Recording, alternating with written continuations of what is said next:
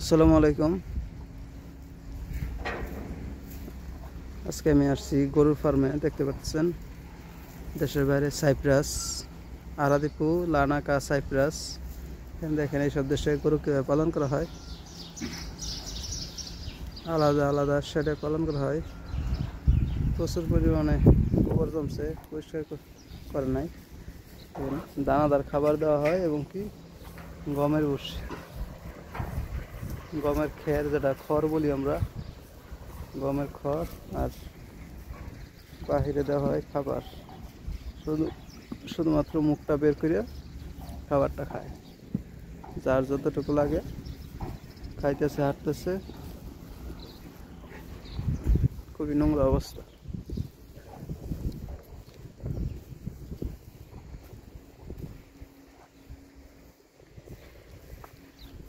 এগুলো হলো বাচ্চা, এগুলো সাইজ ছোট এবং প্রতিটার কানে দেখতে পাচ্ছেন নাম্বারিং করা। এগুলো হলো একটু বড় সাইজের গরু, প্রায় 4 থেকে 500 কেজি হবে। এটা বিশাল বড়।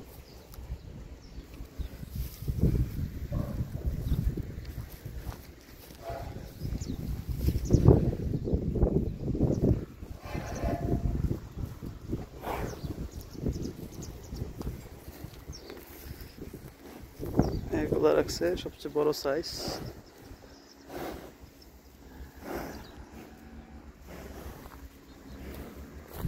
এগুলো গাভী, বড় বড় গাভী। বড় গাভী, সবচেয়ে বড় সাইজ।